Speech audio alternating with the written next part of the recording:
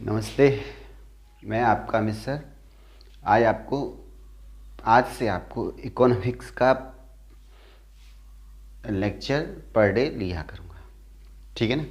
आपको अर्थशास्त्र के बारे में आपका किसी भी कॉम्पिटिटिव एग्ज़ाम में आपको पूरी की पूरी जानकारी इजीली बताऊँगा। ठीक है। इकोनॉमिक्स क्या है?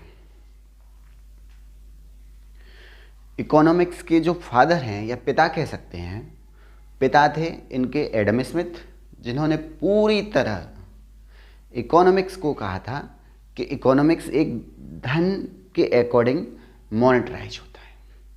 किसने कहा था? एडम स्मिथ से। और मॉडर्न अगर बात करें तो मॉडर्न डेफिनेशन जो दी थी इकोनॉमिक्स की, सबसे पहले एडम स्मिथ साहब ने दी थी। ठीक है ना। इसीलिए इनको फादर ऑफ द इकोनॉमिक्स कहा जाता है। ठीक है। ये जो इन्होंने बात की थी वो अपनी किताब में बात की थी।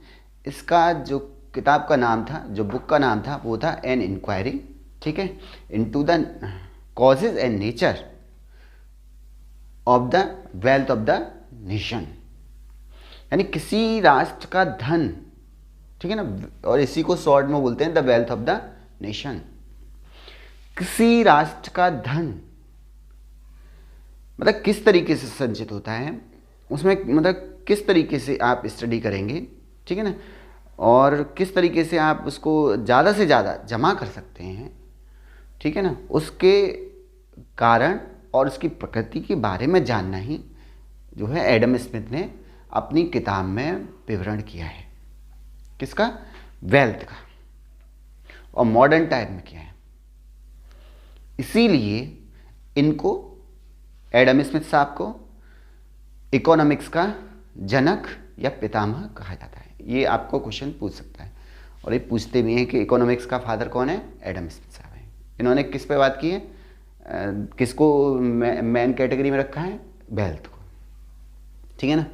इनकी डेफिनेशंस और भी मैं बताने वाला हूँ। सबसे पहले मैं बात करता हूँ अरस्तु साहब की। अरस्तु साहब क्या थे? अरस्तु साहब जो थे बहुत बड़े ग्रीक फिलोसफर थे। फिलोसफर मतलब दार्शनिक होता है। दार्शनिक का ज़्यादातर अगर मैं बात करूँ तो सब कुछ जो ज्ञानी होते हैं। ठीक है। इन्होंने अरस्तु को बायोलॉजी का भी पितामह कहा जाता है। ठीक है ना। और अरस्तु को जो है पॉलिटी का भी पितामह कहा जाता है। ज़्यादातर इन्होंने जो है जूलॉजी के बारे में बहुत सारी चीज़ों को इन्होंने कंट्रीब्यूट किया है। ठीक है। अभी हम जो बात कर रहे हैं यहाँ पे अरस्तु की बात कर रहे हैं। अरस्तु साहब कहते थे कि जो इकोनॉमिक्स है वो इकोनोमिया से, क्योंकि ग्रीक फिलोसफर थे तो वर्ड भी क्या होगा? ग्रीक था। ग्रीक को हम हिंदी में कहते हैं यूनानी। ठीक है ना। ये यूनान जो देश था, ठीक है ना, उसी के निवासी थे अरस्तु। जो ग्रीक है आज की भाषा में, मतलब ग्रीक जो फिलोसफर थे अरस्तु, उन्होंने ये कहा था ओइकोनोमियास, एक वर्ड दिया था, that is called the economics. ओइकोनोमियास का अगर आप फैक्टर करते हैं तो आपको मिलेगा ओइकोस और नोमियास। ओइकोस जो ग्रीक भाषा में इसका अर्थ होता है होम यानी घर, और नोमियास का मतलब होता है मैनेजमेंट यानी कि प्रबंधन। आप घर का प्रबंधन यानी आप घर का मैनेजमेंट, यानी आप घर को किस तरीके से चलाएंगे, आपको क्या क्या ज़रूरत होगी एक घर को चलाने के लिए, वो सारी स्टडी करना ही क्या है? ओइकोनोमियाज है, जो कि किसने कहा था? अरस्तु साहब ने। पर आज के ज़माने में जो अरस्तु साहब की डेफिनेशन थी ओइकोनोमियाज, उससे कई गुना बहुत ऊपर चली चुकी है। यानी घर का, फिर स्टेट का, फिर सेंटर का, फिर वर्ल्ड की इकोनॉमी किस तरीके से चलेगी, टोटल का स्टडी करना ही क्या है? इकोनॉमिक्स है। ठीक है। इकोनॉमिक्स जब पढ़ा ही रहा हूँ तो इकोनॉमिक्स जो है पूरा का पूरा जो है किस तरीके से मोनेटाइज करना है एक एक चीज़ को, वो मैं आपको बताता रहूँगा। ठीक है ना। जैसे SVB की बात की मैंने, सिलिकॉन वैली बैंक थी, वो दिवालिया हो गई। वो दिवालिया किस लिए हो गई? क्योंकि उसने धन नहीं रखा अपने पास। जो उसकी ट्रेजरी थी उसमें जो है नकदी रहनी चाहिए, नहीं रहनी चाहिए इमरजेंसी के लिए। मान लीजिए बैंक के पास पैसा नहीं है और ग्राहक को तो मना भी नहीं कर सकते। ग्राहक जब पैसे लेने आएंगे तो आपको पैसा देना पड़ेगा। उसने जो पैसे को ज़्यादातर पैसे को उसने इन्वेस्ट कर दिया। जब इन्वेस्ट कर दिया और जब ग्राहक पैसे लेने आए तो उसके पास नहीं था, तो इन्वेस्ट को उसको हटाना पड़ा। और जब इन्वेस्ट को हटाया सिलिकॉन वैली बैंक ने, तो उसको लॉस हुआ। और जब लॉस होगा, और वो उनका निवेश था तो लॉस हो गया उस निवेश में, तो उनको प्लस ब्याज भी देनी थी, तो वो कहाँ से देते हैं। तो किसी भी अगर आप चीज़ में, आपको निवेश में, इन्वेस्टमेंट में अगर लॉस हो रहा है तो वो दिवालिया होनी निश्चित है। ठीक है, शेयर मार्केट में जितना भी उसका पैसा लगा हुआ था वो उन्होंने अपने पैसे खींच लिए, दिवालिया हो गया। सिंपल सी बात थी एसवीबी की। ठीक है, अभी जो मैं बताने आ रहा हूँ वो इकोनॉमिक्स की बात कर रहा हूँ। तो इकोनॉमिक्स जो थी, ठीक है, और जितनी भी बुक्स हैं, ठीक है ना, जिस राइटर ने बात की है, चाहे कार्ल मार्क्स हो, ठीक है ना, चाहे रॉबिन्सन हो, चाहे सैमुअल्सन हो, चाहे हॉसियार्ड सही, चाहे फ्रांसीसी सही, चाहे इंग्लैंड सही, कोई भी सही, वाणिज्यवाद की बात करें, ठीक है ना, किसी भी इकोनॉमिक्स की बात करें, वो सारी की सारी एक बुक के माध्यम से जितने भी साइंटिस्ट हैं वो देते हैं। और उनको मैं पूरा का पूरा एक लेक्चर में आपको डिफाइन कर दूंगा। ठीक है ना। तो इकोनॉमिक्स का जो नेचर है, बाय द नेचर, ये तीनों तरीके से आप देख सकते हैं। कुछ साइंटिस्ट इसे साइंस मानते हैं, कुछ साइंटिस्ट इसे आर्ट मानते हैं, कुछ साइंटिस्ट इसे सोशल स्टडीज़ का, सोशल साइंस का पार्ट मानते हैं। ठीक है, सामाजिक विज्ञान का। तो साइंस क्या होता है, सबसे पहले साइंस बताता हूँ, फिर आपको बताऊँगा कि आखिर ये साइंस है क्यों। समझ रहे हैं। तो इसका जो नेचर है वो साइंस क्यों है। सबसे पहले साइंस की डेफिनेशन समझ लीजिए। साइंस को समझने के लिए आपको एक जो है कढ़ैया पे सब्जी तैयार करनी पड़ेगी, या आप चाय भी तैयार कर सकते हैं, वो आपकी मर्जी है क्या तैयार करना है आपको, वो आपको देखना है, क्योंकि आपको इकोनॉमिक्स पढ़ना है भाई। ठीक है ना, मुझे पढ़ाना है। तो जब सब्जी जब तैयार होती है तो आपको सबसे पहले क्या करना पड़ेगा, उसका मैनेजमेंट करना पड़ेगा।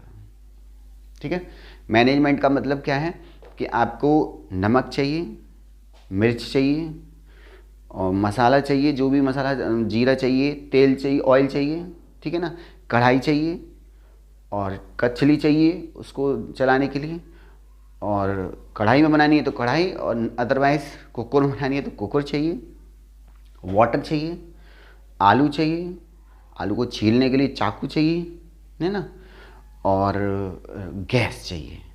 ठीक है, गैस को जलाने के लिए लाइटर चाहिए, और एक बनाने वाली या बनाने वाला चाहिए। ठीक है ना, मैं बनाने वाला चाहिए। ठीक है ना, बना सकता हूँ, सब्जी बहुत अच्छी बनाता हूँ, है ना। तो इतना मैनेजमेंट आपको करके रखना पड़ेगा, किसके लिए, सब्जी के लिए। ठीक है ना, बात सब्जी की करें और हमने उसको क्या है व्यवस्थित कर लिया सारे सामान को। ठीक है ना, अब आप उसमें क्या करेंगे सबसे पहले बताइए, है ना। सबसे पहले आप पानी तो डालेंगे नहीं उसमें, सबसे पहले क्या करेंगे, आप ऑयल छोड़ेंगे, ठीक, पहले आप लाइटर से गैस जलाएंगे, फिर जो है उसमें ऑयल डालेंगे थोड़ा सा, ऑयल जब कढ़ाई रखेंगे, कढ़ाई के बाद ऑयल डालेंगे उसमें, ऑयल जब थोड़ा सा गर्म हो जाएगा उसको चेक करने के लिए जीरा डालेंगे, जीरा जब उछलेगा तो फिर उसमें आप जो आलू छिले हुए हैं आपके कटे हुए हैं उन आलू को डाल सकते हैं, या फिर हो सकता है आप प्याज भून सकते हैं। ठीक है ना, उसमें वो आपकी मर्ज़ी क्या क्या है ना। प्याज भूनेंगे, फिर आलू डाल सकते हैं, फिर उसमें मसाला डालेंगे जो भी डालना है, ठीक है ना, और नमक भी डालेंगे, थोड़ा सा पानी डाल देंगे उसमें, रसीली बनानी है तो, ठीक है ना, और फिर उसको बंद करके रख देंगे किसी तस्तरी से या किसी प्लेट से, उसको ढक देंगे, और फिर वेट करेंगे 5 मिनट या 10 मिनट का। अगर कुकर है तो आपके पास 2 सीटी आनी चाहिए, 3 सीटी में गल जाती है, 2 सीटी आ जाए तो भी बन जाती है।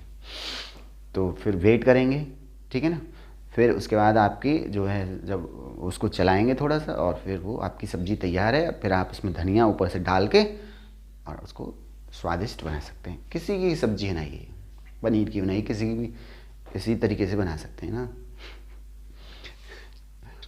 तो सब्ज़ी में क्या है, सब्ज़ी थोड़ी नहीं बनानी। तो ये जो सब्ज़ी तैयार हुई, ठीक है ना। और जो सब्जी का ज्ञान था, नॉलेज था, वो दोनों में आपको साइंस और आर्ट की बात करा दूंगा इसमें। कैसे? साइंस की जब हम डेफिनेशन पढ़ते हैं तो साइंस कहती है कि किसी भी विषय का, यानी किसी भी सब्जेक्ट का, यानी किसी भी टॉपिक का, ठीक है ना, क्रमबद्ध, संगठित, पहले संगठित फिर क्रमबद्ध, ठीक है ना, और सुव्यवस्थित, या फिर आप सुव्यवस्थित पहले व्यवस्थित करिए, ठीक है ना, संगठित, सुव्यवस्थित और क्रमबद्ध ज्ञान यानी knowledge, knowledge, only knowledge is called the science, is called the science. जैसे आपको नॉलेज है कि आपको सबसे पहले कढ़ाई मतलब गैस चूल्हा जलाना है, आपको नॉलेज है उसमें ऑयल डालना है कढ़ाई में जलाने के बाद, रखने के बाद, फिर आपको नॉलेज है उसको गर्म होने तक रोकना है, मतलब पूरा का पूरा क्रमबद्ध, समझ रहे हो। फिर आलू डालना है, ये नहीं कि आप सीधे पानी डाल दें पहले कढ़ाई में फिर ऑयल डालें, फिर या फिर पहले उसमें जो है बिना ऑयल के प्याज भून लें, है ना, तो इस तरीके से सब्जी कैसे बनेगी? बनेगी नहीं ना। तो ये है कि क्रमबद्ध, ठीक है ना, और सुव्यवस्थित, ठीक है ना, व्यवस्थित करना और क्रमबद्ध ज्ञानी क्या कहलाता है? साइंस कहलाता है। वो आपको पता है, that is the knowledge, that is called the science. और जब वो सब्जी बन के आई और एकदम उसमें जायका लगा और उसमें खुशबू आ रही है और दूर से मम्मी ने बना दी है, और जब मैं दूसरे रूम में बैठा हूँ इस रूम में, तो मुझे खुशबू आया है कि हाँ सब्जी बन गई है, और फिर मैं देखने आता हूँ, तो वो मेरी माँ की एक आर्ट है, कला है। मेरी माँ एक बहुत स्वादिष्ट सब्जी बनाती है, समझ रहे? या मेरी भाभी बहुत अच्छी स्वादिष्ट सब्जी बनाती हैं, है ना। वो क्या है? आर्ट है उनकी। माँ की क्या है? आर्ट है। मेरी क्या है? वो आर्ट है, कला है, समझ रहे हो। जैसे कि मान लीजिए कि आपको बल्ब का आविष्कार करना था, एडिसन अल्वा को, तो उसको नॉलेज थी। उसने नॉलेज कैसे ली कि 2000 बार फेल हुआ वो, उसका एलिमेंट बनाने के लिए फिर फिलामेंट यूज करता है तो वो जल जाता है ना। तो वो अगर आप फिलामेंट यूज करेंगे तो जलेगा, यह आपको नॉलेज है, ज्ञान है, दैट इज द साइंस। तथ्यों की जानकारी, नियमों की जानकारी, ये क्या कहलाता है? साइंस कहलाता है। और उसके बाद जब बनता है वो बल्ब, एलईडी बल्ब, बल्ब के बाद एलईडी बल्ब, लाइट, ट्यूबलाइट, जो भी बनता है व्यवहारिक रूप में आ गया, that is called the art. समझ रहे हैं ना? यही आर्ट है। और सोशल साइंस क्या है?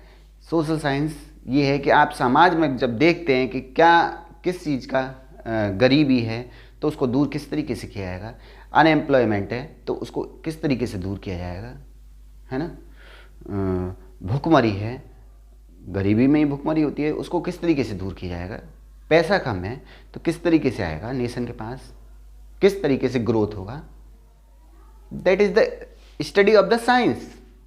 सोशल, समाज की स्टडी कहलाई करना ही क्या है? सोशल साइंस है। साइंस तो लगा हुआ है उसमें, समझो, नॉलेज और व्यवहारिक रूप में दोनों को कंबाइंड कर दिया जाता है, तीनों को। इसलिए कुछ साइंटिस्ट जो मानते हैं इसको साइंस नेचर मानते हैं, उन्होंने उसके अकॉर्डिंग डेफिनेशन दी है। कुछ साइंटिफिक मानते हैं, आर्ट मानते हैं इसको, इकोनॉमिक्स को, उन्होंने उसके अकॉर्डिंग डेफिनेशन दी है। कुछ साइंटिस्ट सोशल साइंस मानते हैं, उन्होंने उसकी तरह से डेफिनेशन दी है। तो इसकी जो नेचर है वो 3 टाइप्स में डिवाइडेड है, ठीक है ना। आप समझ चुके होंगे, जैसा कि मैं आपसे पहले भी कह चुका हूँ। पायनियर साहब कहते थे कि कभी भी ईंटों से या ईंटों का चट्टा लगा देने से कोई घर नहीं बन जाता। अगर आपको घर बनाना है तो आपको हर एक बात की नॉलेज होनी चाहिए, किस मिस्त्री को रखना है, कौन मिस्त्री बना सकता है, किस लेबर को लाना है, किसको टेंडर देना चाहिए, कहाँ रसोई होगी, कहाँ लेटरिन होगी, कहाँ बाथरूम होगा, समझ रहे हैं ना आप, कहाँ आपका स्पेशल ड्राइंग रूम होगा, कहाँ आपका बेडरूम होगा। ये सब जो नॉलेज आपको होगी, वो किस तरीके से बनेगा। ईंटों के चट्टा लगा देने से घर बन जाता, तो फिर भाई वो तो ईंट लाई और इकट्ठी की और चट्टा बना लगा दिया, हो गया, घर बन गया। इस तरीके से हो सकता है क्या? पॉसिबिलिटी है? सरिया लगानी पड़ेंगी, पिलर बनाना पड़ेगा, मतलब अकॉर्डिंग टू ईंट बाई ईंट रखना पड़ेगा, उसको चिनना पड़ेगा ना भाई, तभी तो घर बनेगा। पीओपी करानी पड़ेगी, पता नहीं क्या क्या, फिर उसके बाद बहुत सी ऐसी चीज़ें करवानी पड़ती हैं, ठीक है ना। उसी पे आ जाऊँगा फिर मैं होम मैनेजमेंट में। ये सारी की सारी जो स्टडी थी, समझ रहे हैं आप, वो जो इन्होंने दी थी वो पायनियर साहब ने कहा था, और ये सारी की सारी जो स्टडी की है वो अलग अलग साइंटिस्टों ने इकोनॉमिक्स के बारे में की। इकोनॉमिक्स की जो डेफिनेशन है वो पर्टिकुलर एक साइंटिस्ट को नहीं जा सकता है इसका श्रेय। हाँ, मॉडर्न डेफिनेशन की अगर बात की है तो मॉडर्न डेफिनेशन की बात एडम स्मिथ साहब ने की थी सबसे पहले, समझे, इसीलिए इनको फादर ऑफ द इकोनॉमिक्स कहा गया है, समझ रहे हो। अर्थशास्त्र का भी मतलब यही होता है, अर्थ का मतलब धन, शास्त्र का मतलब साइंटिफिक रूप से स्टडी करना, दैट इज कॉल्ड द अर्थशास्त्र इन हिंदी। चाणक्य साहब ने भी अर्थशास्त्र की बात की थी। अर्थशास्त्र के रचयिता कौन थे? चाणक्य साहब थे। बहुत पूछते हैं क्वेश्चन जी। बट वो अर्थशास्त्र जो था वो राजनीति से जुड़ा हुआ था, किस तरीके से एक राजा को होना चाहिए, समझ रहे हैं, एक राजा को कितना शक्तिशाली होना चाहिए, कितना दयावान होना चाहिए, किस तरीके से शासन कर सकता है, किस तरीके से प्रजा खुश रहेगी, ये सारी की सारी स्टडी करना किस में था? वो पॉलिटी पे आधारित था, राजनीति पे आधारित था। चौथी शताब्दी ईसा पूर्व जो दी थी चाणक्य ने, समझ रहे हैं। किसके गुरु थे? चंद्रगुप्त के गुरु थे। चंद्रगुप्त को सिखाया था उन्होंने कि किस तरीके से सिकंदर को हराना है, सेल्यूकस को हराना है, मैं पूरा का पूरा बताया था, और फिर उसके बाद घनानंद को हराना है, समझ रहे हैं। इसके बाद अगर मैं बात करूँ डेफिनेशंस की, बात कर रहा हूँ इकोनॉमिक्स की, जो डेफिनेशंस आई वो कहाँ से आई, तो इसकी जो मेनली 4 डेफिनेशंस की बात करते हैं हम स्टडी में, ठीक है ना। वैसे तो बहुत सारी डेफिनेशंस हैं, अलग अलग डेफिनेशंस को अलग अलग मैं बाद में बताने वाला हूँ। सबसे पहले मैं 4 डेफिनेशंस की बात करता हूँ, जो मेन इसकी मतलब मुख्य जो परिभाषाएं हैं इसकी 4, ठीक है। सबसे पहली डेफिनेशन थी वेल्थ व्यू पॉइंट से, अगर आप देखेंगे धन के व्यू पॉइंट से देखेंगे, वेल्थ के पॉइंट से, तो वही एडम स्मिथ साहब आ जाते हैं। सबसे पहले वेल्थ व्यू पॉइंट देखा जाता है तो एडम स्मिथ साहब का नाम आ जाता है। और एडम स्मिथ साहब ये कहते थे कि किसी भी तरीके से एक राष्ट्र को धन कमाना है, और ये डेफिनेशन बहुत उल्टी पड़ गई इनकी, समझे। धन किस तरीके से कमाएंगे, तो जो पूंजीपति थे, है ना, जो पैसे वाले आदमी थे, ठीक है ना, तो वो राजाओं के टाइम पे भी तुम्हें पता है जमींदार हैं, जो जमींदार थे उस टाइम बड़े बड़े, है ना, वो मजदूर वर्ग का शोषण करने लग गए, समझ ना। शोषण किस तरीके से हो सकता है? जैसे मान लो कोई कंपनी है और कोई मजदूर वर्क कर रहा है, उसको 8 घंटे की जगह 12 घंटे काम कराया जाए और उसको 5,000 रुपये दिए जाएँ, 3,000 रुपये दिए जाएँ, वो किस तरीके से अपना घर परिवार चलाएगा? दैट इज द शोषण, प्योरली शोषण।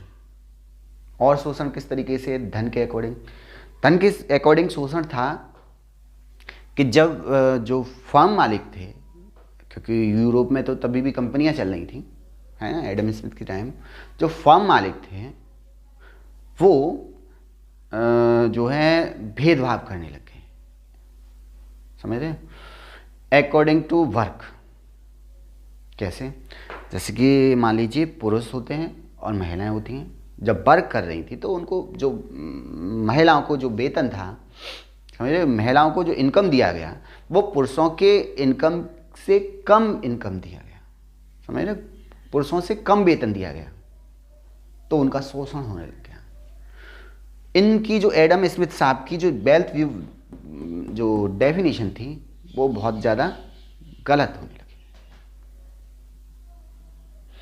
इसको देखते हुए फिर जो अल्फ्रेड मार्शल थे, जिन्होंने डिमांड एंड सप्लाई का रूल दिया था, वो आए। उन्होंने कहा कि भाई देखो, एडम स्मिथ साहब ने कहा कि धन का स्टडी करना ही, धन को किस तरीके से, धन को सेंट्रलाइज रखना ही पूरा का पूरा इकोनॉमिक्स से मैं मानता हूँ, ठीक है ना। पर इसमें कल्याण की भावना जरूर होनी चाहिए, वेलफेयर की भावना क्या होनी चाहिए, निहित होनी चाहिए। ये नहीं कि आप पैसे के प्रति इतने ज़्यादा वफादार हो गए कि आप इंसानियत भूल गए, समझ रहे हैं। आप लेबर वर्क करने लगे, वो भी उन पे हार्ड वर्क कराने लग गए आदमी पे, जो उसके बस की नहीं थी वो भी उससे करा रहे हैं। गरीब से कि नहीं सब छत पे पटिया पहुंचानी है, पर छत पटेगी, उसको लेके जा रहे हैं। मजबूरी एक अलग चीज़ होती है, उसको करना है और आपको करवाना है ना। पर उसमें क्या था, मजदूर वर्ग का शोषण हो रहा था। जैसे कि जो समाजवादी थे उसमें भी क्या है, मजदूरों का शोषण हुआ था, इसलिए समाजवादी की स्थापना हुई थी, समझ रहे हैं, कार्ल मार्क्स ने की थी। तो जो दूसरी डेफिनेशन बनती है वो वेलफेयर व्यू पॉइंट से बनती है। मार्शल साहब ने कहा कि नहीं साहब, धन ही नहीं होता सब कुछ ऊपर, इसमें आपको वेलफेयर की भावना रखनी पड़ेगी। तो वेलफेयर व्यू पॉइंट से, यानी कल्याण की व्यू पॉइंट से अगर डेफिनेशन बनती है तो वो अल्फ्रेड मार्शल साहब की बनती है। इसके बाद ये हो गई। इसके बाद भाई जब डिमांड एंड सप्लाई का मार्शल साहब ने दे ही दिया था, तो इसका फ़ायदा उठाते हुए लियोनेल चार्ल्स रॉबिन्स आए। लियोनेल चार्ल्स रॉबिन्स ने क्या किया, इन्होंने देखा कि भाई देखो, उन्होंने कहा कि डिमांड कभी ज़्यादा हो जाती थी तो सप्लाई कम हो पाती थी, कभी सप्लाई ज़्यादा हो जाती थी तो डिमांड कम रह जाती थी। तो इन्होंने क्या किया, उन्होंने देखा कि भाई जब भी इस दुनिया में, ठीक है ना, जब इस दुनिया में सप्लाई या डिमांड सप्लाई से ज़्यादा हो जाएगी, समझ रहे, मांग आपूर्ति या पूर्ति से जो है ज़्यादा होगी, यानी आप पूर्ति नहीं कर पा रहे किसी चीज़ की, उस टाइम मैं भी आपसे कह रहा हूँ क्या हो जाए मैं क्या कह रहा हूँ, वही कहते थे, रॉबिन्सन साहब कहते थे, रॉबिन्सन साहब की कहते थे कि तब स्कैर्सिटी आएगी। समझ रहे हैं आप, स्कैर्सिटी कब आती है, जब डिमांड ज़्यादा होगी और सप्लाई क्या होगी, कम होगी। मैं किस तरीके से, यहीं से पूरा का पूरा इकोनॉमिक्स जो है, पूरा का पूरा जो आप मॉडर्न देखते हैं वो यहाँ से थोड़ा सा स्टार्ट हो जाता है, जो अभी चल रहा है। स्कैर्सिटी के बाद में एक और साहब आते हैं ये सैमुअल्सन साहब थे। सैमुअल्सन साहब बोले नहीं, कुछ नहीं। उन्होंने कहा, उन्होंने क्या किया, इन तीनों का फ़ायदा उठाया, है ना, किसका, एडम स्मिथ का, अल्फ्रेड साहब का और रॉबिन्सन का, और तीनों का फ़ायदा उठाते हुए तीनों को कंबाइंड कर दिया और कहा कुछ नहीं, तीनों चीज़ होनी चाहिए, धन भी होना चाहिए, है, कल्याण भी होना चाहिए जनता का, और क्या होना चाहिए, और वस्तुओं की हमेशा स्कैर्सिटी रहेगी। तीनों को इन्होंने मिला दिया और कहा कि ये सब जो है विकास पे डिपेंड है। इन सब का क्या किससे रिलेटेड है, किससे रिलेशन है, विकास से रिलेशन है। यानी अगर ये सही चलेंगे तो आपका 100% विकास, आपके देश का, आपके घर का, आपके कंट्री का, आपके वर्ल्ड का विकास 100% होना ही होना है। और यही आज की डेफिनेशन में चलते हैं सैमुअल्सन साहब, समझ रहे हैं ना आप। ये है मॉडर्न जो आजकल जिसका रिसर्च चल रहा है पूरा, वो सैमुअल्सन साहब का चल रहा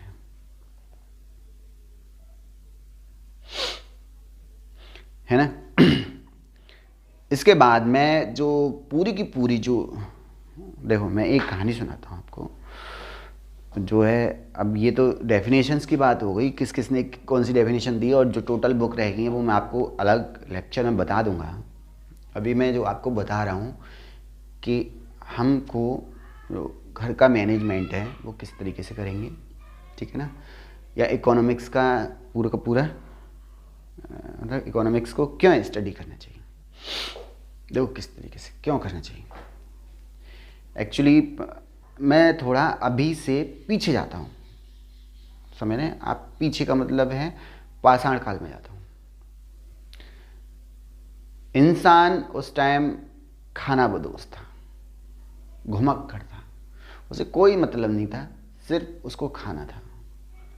उसको ज़रूरत थी किसकी? खाने की, और कोई ज़रूरत नहीं थी। खाते थे, मतलब शिकार करते थे, वहीं रुक जाते थे, समझ रहे हैं?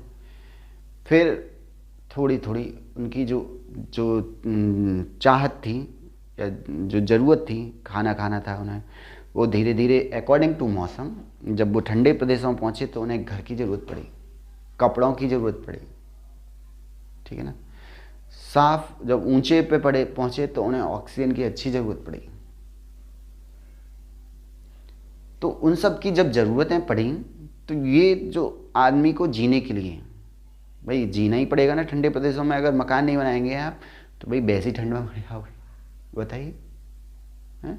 पहाड़ों पे अगर ऑक्सीजन सही से नहीं मिलेगी तो वैसे ही मर जाओगे आप।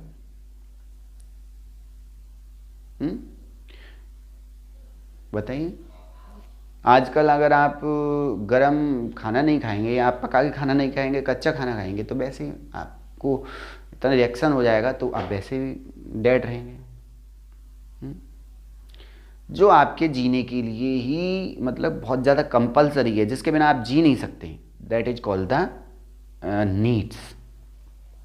नीड्स का मतलब आवश्यकता, आवश्यकता मतलब ज़रूरत है। तो आपको ज़रूरत है ही है उसकी, उसके बिना आप जीवन की कल्पना करना ही क्या है? बिल्कुल बेकार है। आप जीवन की कल्पना नहीं कर सकते, समझ रहे हैं? क्या आप खाने के बिना जीवन की कल्पना कर सकते हैं? क्या आपको शुद्ध ऑक्सीजन नहीं मिलेगी, आप जीवन की कल्पना कर सकते हैं? क्या आप पानी के बिना जीवन की कल्पना कर सकते हैं? वाटर क्या है? नीड्स है। मकान क्या है? नीड्स है। स्वास्थ्य क्या है आपके लिए? नीड्स है। शिक्षा क्या है आपके लिए? नीड्स है। नीड्स के बाद जो आपको मतलब जीने के लिए ज़रूरी नहीं है, पर आप उनको किसी चीज़ को चाहते हैं, तो वो आपकी वांट्स हैं, इच्छाएं आपकी वांट्स हैं।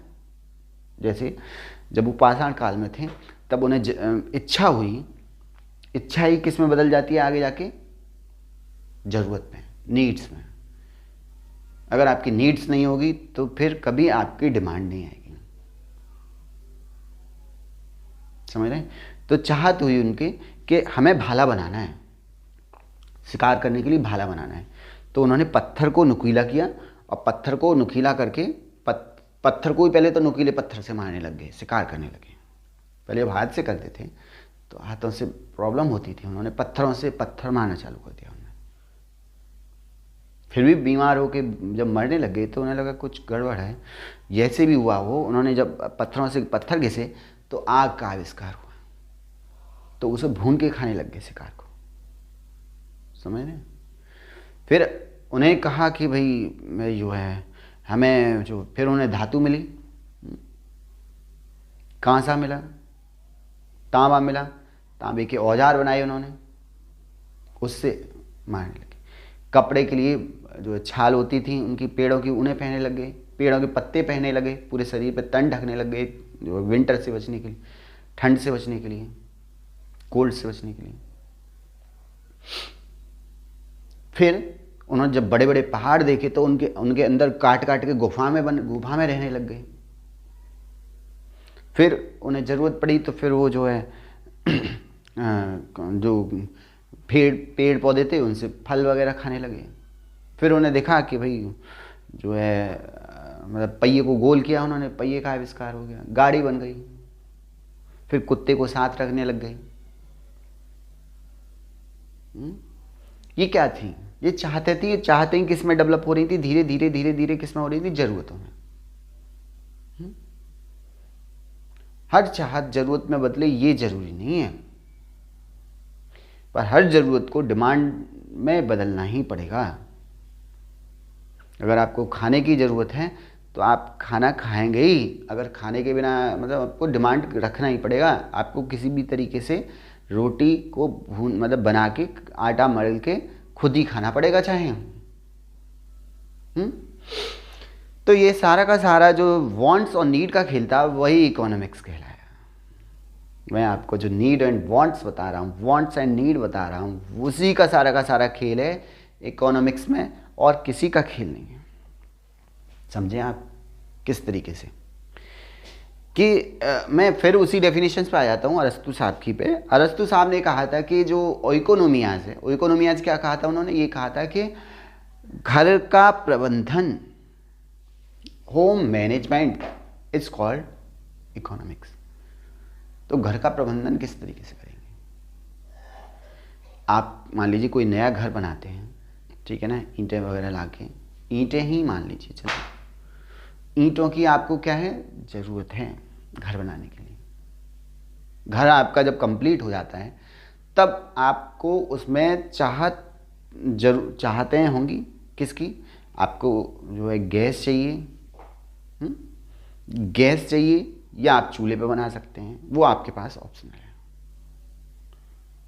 फिर आप कहेंगे नहीं गैस ले रहे हैं, चूल्हा छोड़ते हैं, लकड़ी कौन कौन करेगा उसको, लकड़ी को, तो आप गैस ले लेंगे। फिर आपको बेडरूम सोने के लिए चाहिए, बेड चाहिए रूम में। फिर आपको फ्लश जो है फ्लश वाली लेटरिन चाहिए, साफ़ हो जाए ऑटोमेटिक। फिर ऑटोमेटिक वाली वो बैठने वाली सीट लगी होनी चाहिए उसमें, समझे? आपकी लेटरिन भी सीधे सीधे साफ़ हो जाए बस घुमाने पे। आपको मतलब इतना आलसी हो गया है इंसान कि उसको मतलब कोई भी चीज़ करके दे दे सीधे सीधे, वो उससे खुश है। फिर आपको चाहत होगी कि जो है हमें जो है बहुत सारी चीज़ें लानी है इसमें घर में, मतलब इसकी सजावट करनी है। ये सब क्या है? चाहते हैं। इनके बिना आप जीवित रह सकते हैं। पर आपको जो गैस की थी, आपको आटे की थी, आपको रोटी की बनानी थी, है ना, तो वो क्या थी? आपकी ज़रूरत थी। आपने गैस और चूल्हे में से जो चॉइस की या ऑप्शनल किया, है ना, अल्टरनेट लिया इन दोनों में से गैस को, वो आपकी चाहत थी। चाहती ज़रूरत में बदली और ज़रूरत ही किस में हो गई? डिमांड में हो गई। तो वांट्स आपकी अनलिमिटेड है। आप एक घर को सजाने के लिए आप मिनिमम से मिनिमम बता रहा हूँ, आप 10,000 से लेके 1 करोड़ रुपए भी आपके लिए कम पड़ जाएगा घर को सजाने के लिए ही। आपको फ्रिज चाहिए, आपको एलईडी चाहिए, है ना, आपको देखने के लिए एलईडी चाहिए, आपको सोफ़ा सेट चाहिए, आपको बेड चाहिए, आपको मतलब सब कुछ चाहिए उस घर में।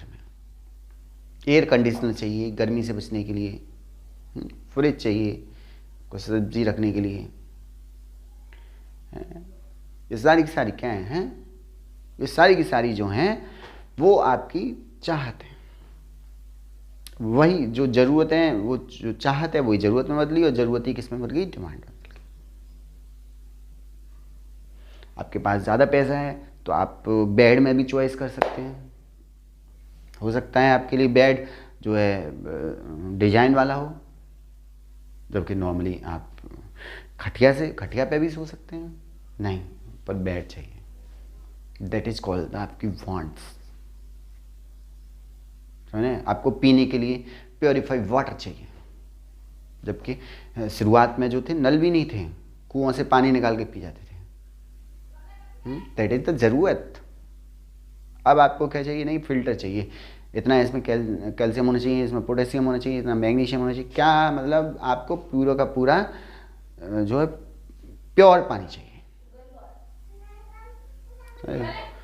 इसके बाद की बात करता हूँ मैं, तो ये था आपका होम का मैनेजमेंट करना।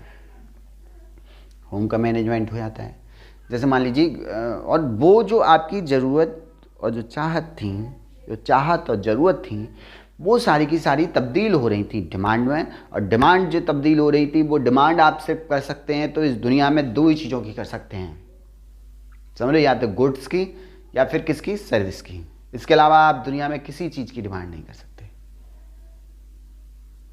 गुड्स का मतलब होता है वस्तु और सर्विस का मतलब होता है सेवाएं।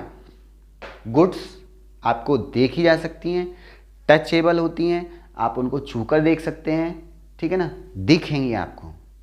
और सर्विस आप सिर्फ महसूस कर सकते हैं, वो नॉन टचेबल है, वो आपको दिखेंगी नहीं, अदृश्य हैं, पर वो भी चाहिए आपको। मालिश करवाने के लिए चाहिए नहीं चाहिए कोई है, रोटी बनाने के लिए चाहिए नहीं चाहिए कोई, पैसे कमाने वाली चाहिए नहीं चाहिए कोई, वो पैसे कमा के लाएगी वाइफ, और आप बैठ के सर्विस करेंगे, आप उसके बच्चे को पालेंगे, अपने बच्चे को पालेंगे, उसके क्या अपने बच्चे को पालेंगे, आप रोटी बनाएंगे उसकी जगह। That is the service. आप सर्विस प्रोवाइड कर रहे हैं, आप उसको बेल रहे हैं। ये सारा का सारा गुड्स एंड सर्विस का खेल ही क्या है, इकोनॉमिक्स है। यही गुड्स एंड सर्विस का खेल ही क्या है, इकोनॉमिक्स है।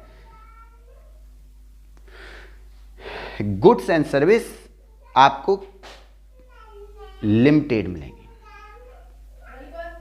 और जो वांट्स हैं वो आपकी अनलिमिटेड हैं। वांट्स आपकी इतनी अनलिमिटेड हैं कि आप चाहेंगे वो कभी ख़त्म ही नहीं होंगी। आपकी जो डिजायर हैं, जो इच्छाएं हैं आपकी, वो कभी ख़त्म ही नहीं हो सकती। आपकी इच्छा होगी कि आज मुझे कहाँ जाना है, माता रानी के दर्शन करने जाना है। आज कहाँ जाना है मुझे, बिहारी जी के दर्शन करने जाना है। आज कहाँ जाना है मुझे, कोकिला बेन जाना है, शनि देव के दर्शन करना है। आज कहाँ जाना है मुझे, मतलब ये वो जाना तो एक अलग चीज़ है। घर की भी आप सजावट करते हैं तो भी आपको इतना चाहिए कि आपकी अनलिमिटेड वांट्स हैं, आपके रिसोर्सेज ख़त्म हो जाएंगे, पर आपकी वांट्स ख़त्म नहीं होंगी कभी भी। That is the study of the unlimited wants and the limited या limited resources is called economics. नहीं समझे? आपकी जितनी भी इच्छाएं हैं वो क्या हैं, लिमिटलेस हैं, अनंत हैं।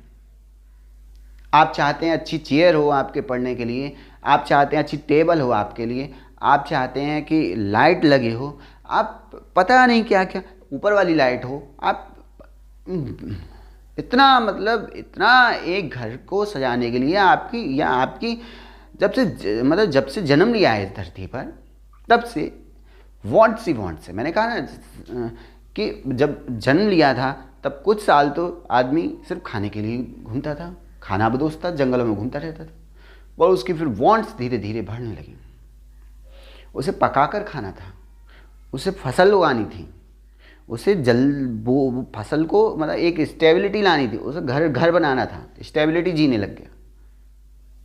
समझे? जैसे सिंध सभ्यता थी, फिर उसकी जिज्ञासा प्रजा पर शासन करने की होगी। तो ये क्या थी, वांट्स थी। बाबर की क्या थी, वांट्स थी। वो चाहता था कि मैं एक बहुत बड़े देश का क्या बनूं, सम्राट बनूं। उसी वांट्स को लेके वो यहाँ चलाया। क्या उसकी वो जरूरत थी? क्या वो गजनी जैसे देश में जी नहीं पा रहा था क्या? गौरी जो था, क्या वो गजनी जैसे देश में जी नहीं पा रहा था क्या? बाबर अफगानिस्तान से आ गया, काबुल से आ गया। वो क्या थी, उसकी वांट्स थी, वांट्स। अंग्रेजों की क्या थी, वांट्स थी। अंग्रेज अपनी चाहतों को मतलब बढ़ा रहे थे, मसाले लेके जा रहे थे यहाँ से। उनकी चाहती कि ज़्यादा से ज़्यादा पैसा किसी भी तरीके से इकट्ठा हो। पूरा का पूरा जो माजरा है वो पूरा का पूरा सेंट्रलाइज हो जाता है, किसी पे धन पे आके अटक जाता है। और किस तरीके से धन कमाया जाता है, ये सारी की सारी स्टडी करना ही क्या है, इकोनॉमिक्स है। किस तरीके से जनता का वेलफेयर किया जाएगा, ये सारी की सारी स्टडी करना ही क्या है, इकोनॉमिक्स है। किस तरीके से स्कैरिसिटी आ जाती है, ये सारी की सारी स्टडी करना ही क्या है, इकोनॉमिक्स है। किस तरीके से आपके देश का, आपका, आपके घर का किस तरीके से डेवलपमेंट होगा, that is called the growth. ये सारा का सारा क्या है, इसकी स्टडी करना ही क्या है, इकोनॉमिक्स। क्या मैं इस जीन्स के इस टी शर्ट को बिना नहीं जी सकता था क्या? जी सकता था ना। एक सादा सी घी मान लीजिए 200 रुपये की है, 50 रुपये की टी शर्ट से भी कर सकता था मैं। मुझे जीन्स चाहिए 1500 वाली, 500 रुपये वाली जीन्स से भी मैं जी सकता था। That is the wants and the needs. Wants is the alternate choices. Wants, needs and demands. Demand में want and need, तभी आपकी डिमांड में चेंजिंग होगी, मांग में तभी चेंज हो सकती है जब आपके पास उसको खरीदने की परचेजिंग पावर हो, खरीदने की क्या हो, शक्ति हो, क्रय शक्ति हो, तभी तो वांट्स नीड में बदलेगी, डिमांड में बदलेगी। भाई आप चाहते हैं कि आप मार्केट में गए और आप जो है मार्केट में आपने जो है पैंट खरीदना है, जीन्स, और आपके जो है मान लीजिए आपकी जेब में 500 रुपये हैं और आप 1500 रुपये वाला पैंट देखते हैं। क्या 1500 रुपये वाले पैंट की डिमांड आ सकती है कभी मार्केट में? नहीं आ सकती ना। क्यों? क्योंकि आप खरीद ही सकते हैं 500 वाला, तो आप 500 वाला ही खरीद के लाएंगे, देख चाहे कितने का भी लीजिए। तो जब जो बिकेगा उसी को तो दोबारा कंपनी मैन्युफैक्चर करेगी। 500 वाला पैंट ही तो बनाएगी, न कि 1500 वाला। ये स्टडी करना ही क्या है, डिमांड की स्टडी करना ही, सप्लाई की स्टडी करना ही, पॉवर्टी की स्टडी करना ही, एम्प्लॉयमेंट की स्टडी करना ही है, बैंकिंग की स्टडी करना ही, एग्रीकल्चर की स्टडी करना ही, स्कीम्स की, गवर्नमेंट स्कीम की स्टडी करना ही, क्या वो वेलफेयर करेंगी स्कीम्स, ये सारे की सारी किस तरीके से ग्रोथ होगी आपके किसकी, देश की। ये सारी की सारी जो डेफिनेशंस हैं, जो सारे के सारा मटेरियल है, वो सारा का सारा स्टडी करना ही क्या है, इकोनॉमिक्स है। समझे कुछ? ये थी इकोनॉमिक्स। यानी अनलिमिटेड वांट्स आपकी इकोनॉमिक्स को बढ़ाती हैं और लिमिटेड रिसोर्स आपकी वांट्स को अल्टरनेट चॉइस में बदल देती हैं। ठीक है ना? और फिर चालू होता है आपकी डिमांड का प्रोडक्शन, आपकी डिमांड का उत्पादन। प्रोडक्शन मीन्स उत्पादन,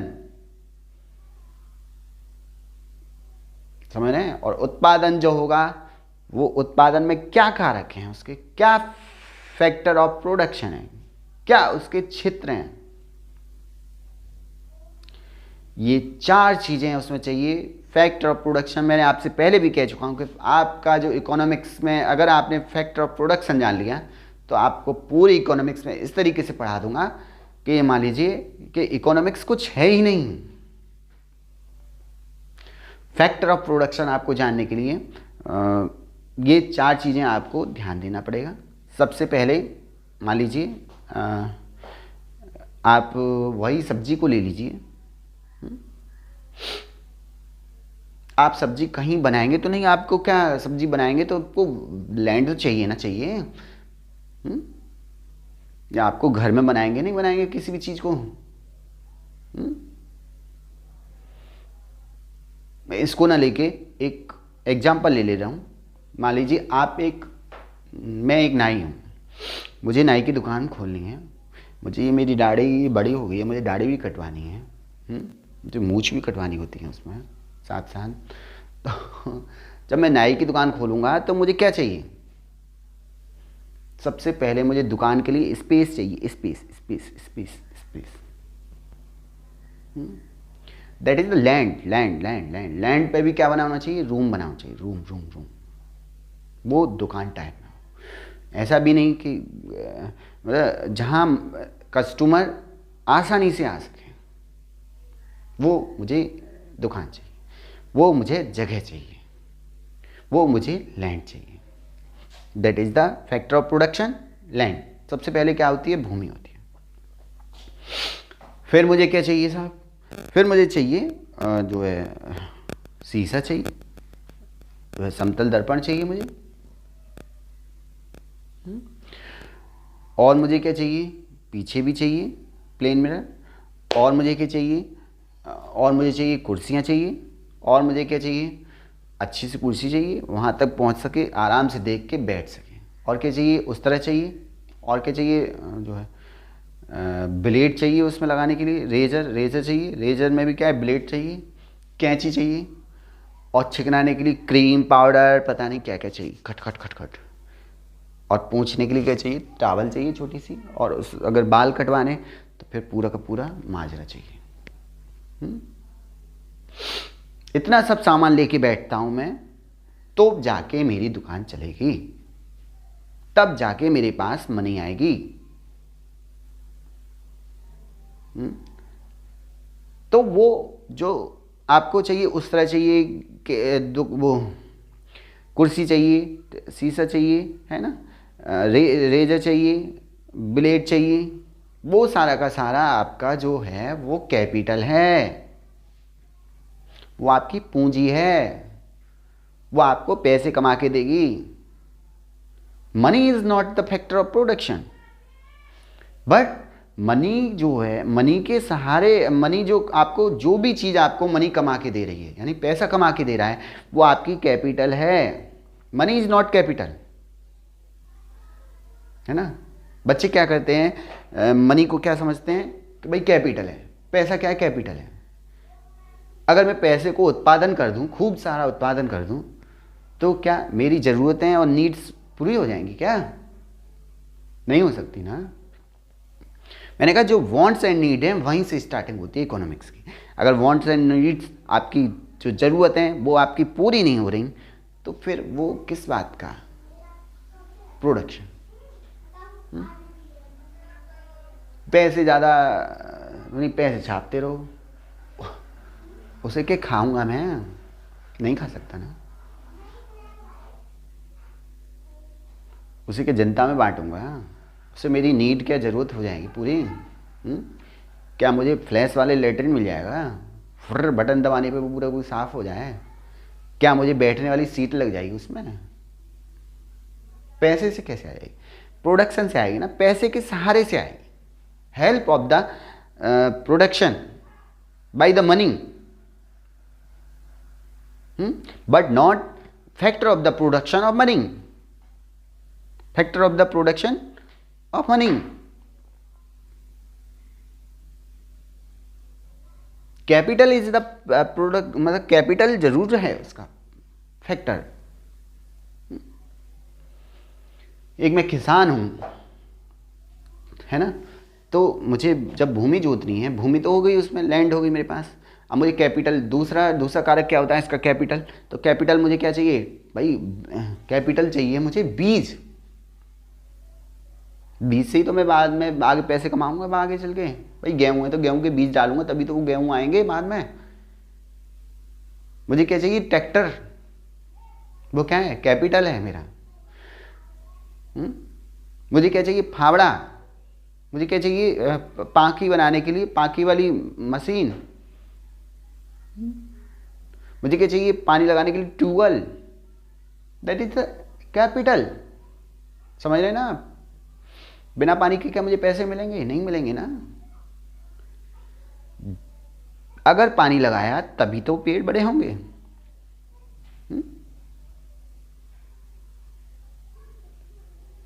मुझे क्या चाहिए, लेबर। क्या चाहिए, लेबर। लेबर। तो तीसरा जो इसका फैक्टर होता है, फैक्टर ऑफ प्रोडक्शन, वो लेबर होता है। बिना लेबर के ये प्रोडक्शन हो ही नहीं सकती। मतलब लेबर के बिना प्रोडक्शन क्या होगा बताइए? किसी ना किसी का तो श्रम लगा होगा ना।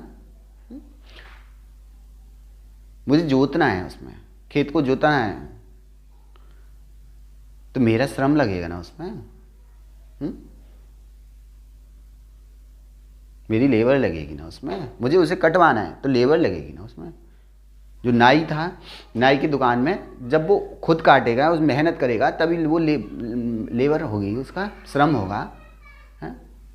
तभी तो उसका प्रोडक्शन होगा, तभी तो उसको पैसे मिलेंगे। बिना लेबर के कैसे पैसे मिलेंगे?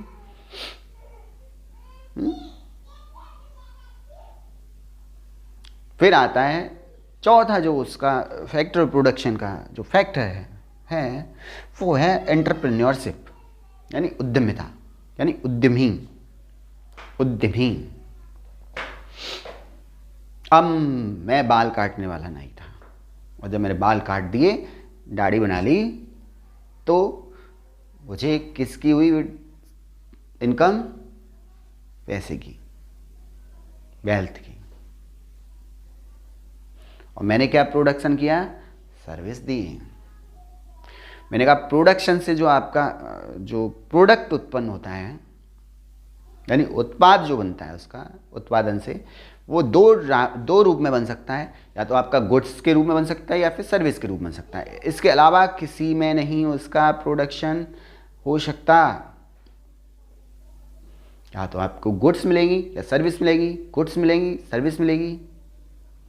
गुड्स क्या होती है? टचेबल होती है। सर्विस क्या होती है? नॉन टचेबल होती है, जिसको आप महसूस कर सकते हैं। नाई ने क्या किया? सिर्फ सर्विस दी, कोई उसने वस्तु नहीं दी। और जब खेत कटा, उसमें गेहूं आए, तो वो हमारी क्या थी? गुड्स थी, थिंग्स थी। वो क्या थी? हमारी गुड्स थी। तो प्रोडक्शन में दो ही चीज़ आपकी हो सकती हैं प्रोडक्ट के तौर पे, या तो गुड्स या फिर क्या है? सर्विस। दो ही चीज़ें आ सकती हैं। और फैक्टर ऑफ प्रोडक्शन क्या है? Land, capital, labour, entrepreneurship. चारों चीज़ों से ही आपका कोई भी चीज़ प्रोडक्शन होगा, जो आपकी गुड्स एंड सर्विस को जो है पूर्णतः सहमत करेगा।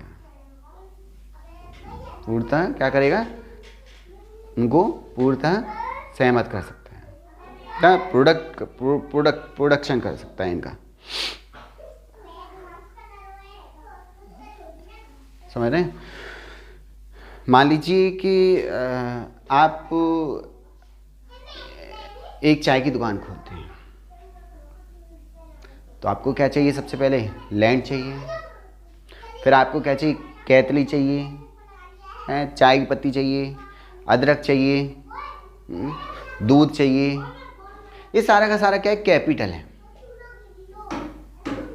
जो आपके पैसे को मतलब पैसे के कमाने में मदद करे। That is called the capital.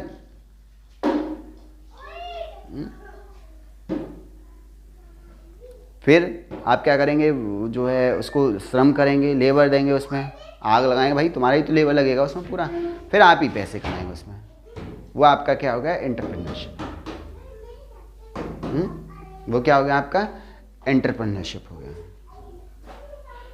तो आपको जो मिलने वाला है उससे गुड्स एंड सर्विस मिलेंगे। गुड्स एंड सर्विस मिलेंगे।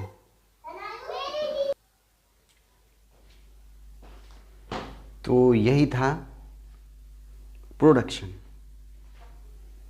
हो सकता है प्रोडक्शन में जो उत्पादन में कभी कभी 2 फैक्टर यूज हों या 3 फैक्टर हों। जरूरी नहीं 4 फैक्टर यूज हों। पर प्रोडक्शन जब ही होगा जब ये इन चारों में से ही किसी न किसी को यूज होना पड़ेगा। मान लीजिए एक डॉक्टर है, डॉक्टर एक क्लिनिक लेके बैठेगा, तो जो जगह लेके बैठेगा वो उसकी लैंड हो गई। उसको किसकी ज़रूरत है? एक स्टेथोस्कोप की ज़रूरत है। उसको किसकी ज़रूरत है? टैबलेट्स की ज़रूरत है। उसको किसकी ज़रूरत है? एक्सरे मशीन्स की ज़रूरत है। उसको किसकी ज़रूरत है? MRI मशीन की ज़रूरत है। उसको किसकी? ब्लड टेस्टिंग की ज़रूरत है, लैब की। ये सारी की सारी उसकी कैपिटल है, क्योंकि वो उसको पैसे कमा के देंगी। लेबर क्या है? वो खुद लग रहा है उसमें, वो क्या है? उसकी लेबर है। नर्स या सिस्टर रख रहा है उसमें, जो है नर्स बॉयज़ रख रहा है, नर्स गर्ल्स रख रहा है। दैट इज कॉल्ड द क्या है? वो उसकी कैपिटल है, वो उसको पैसे कमा के देंगे। अकॉर्डिंग टू टाइप क्या है जो है प्रोडक्शन के कैपिटल बदल जाएगा। वो क्या है, उसकी कैपिटल है। कैपिटल के बाद आता है क्या, लेबर। लेबर वो लगा, उसके जो जो उन्होंने जो नर्स थी, सिस्टर्स थी, बॉयज़ थे, उन्होंने जो मेहनत की उसमें, वो क्या था, उनका लेबर था। इसके बाद एंटरप्रेन्योरशिप, वो खुद डॉक्टर था क्योंकि वो पूरे क्लिनिक का क्या था, मालिक था। सरकारी अगर हॉस्पिटल की बात करें तो सरकार क्या हो गई उसमें, एंटरप्रेन्योरशिप। डॉक्टर क्या हो गए, कैपिटल। डॉक्टर्स जो कर रहे हैं वो क्या है, लेबर। वो जो पढ़े लिखे हैं, जो स्किल्स हैं, वो क्या है उसकी, वो सारी की सारी लेबर। एडवोकेट है, वो स्किल्स है उसकी, वो क्या है, लेबर। वो क्या प्रोवाइड कराएगा, सर्विस। डॉक्टर क्या प्रोवाइड कराएगा, सर्विस। फैक्टर प्रोडक्शन है, किसका प्रोडक्शन किया उसने, सर्विस का। कोई कंपनी है, वो किसका प्रोडक्शन करेगी, गुड्स का। इसको आप टच कर सकते हैं। एक टीचर है, मैं एक टीचर हूं, मैं क्या प्रोडक्शन करूंगा, सर्विस का। मुझे क्या चाहिए, मुझे किसी को पढ़ाना है तो क्या चाहिए, लैंड चाहिए। मेरी कैपिटल क्या है, बोर्ड है, ये मार्कर है, इसमें पड़ी हुई इंक है। मेरी स्किल्स हैं, स्किल्स क्या है आगे, लेबर में। ये सब क्या है, कैपिटल। स्किल भी क्या है, स्किल भी कैपिटल है। वो पैसे कमाने में सहयोग करे।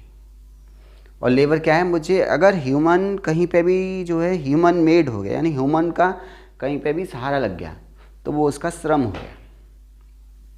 मैं खड़ा हूँ बहुत देर से, ये क्या है, मेरा लेबर है, श्रम है। और मैं क्या हूँ, इसका एंटरप्रेन्योरशिप। मैं क्या हूँ, इसका उद्यमी। जब मेरा ये सारा का सारा इकोनॉमिक्स का लेक्चर जब चल जाएगा, तब मैं क्या हूँ, उसका एंटरप्रेन्योरशिप। क्यों, मुझे प्रोडक्शन मैंने किस में दिया, सर्विस में। मैंने लेक्चर को पढ़ाया। मान लीजिए एक घोसी है, उसको क्या चाहिए, भैंस पालने के लिए जगह चाहिए। फिर क्या चाहिए, लैंड हो गया। फिर क्या चाहिए उसे, कैपिटल चाहिए। कैपिटल क्या होंगी, उसकी भैंसें। कैपिटल क्या होंगी, उसकी भैंसों की जो ज़रूरत हैं, वाटर पिलाना है उसको, मतलब कुटी खिलानी है उसको, हैं, हरियाली मतलब खिलानी है उसको। क्या है, उसकी कैपिटल है। लेबर वो खुद लग रहा है उसमें। एंटरप्रेन्योरशिप का मतलब है वो खुद उद्यमिता है, तो उसका पूरा का पूरा जो वो कौन है, वही इंचार्ज है, उद्यमी। Factor of production. दुनिया में हर चीज क्या है, फैक्टर ऑफ प्रोडक्शन। हर जगह आपका प्रोडक्शन हो रहा है, समझ रहे हैं। अगर मैं घर पे रहता हूँ तो मैं घर से भी फैक्टर प्रोडक्शन कर सकता हूँ। नेट बैंकिंग करते हैं, कंप्यूटर से कर सकते हैं आप फैक्टर प्रोडक्शन, सर्विस दे सकते हैं किसी को भी।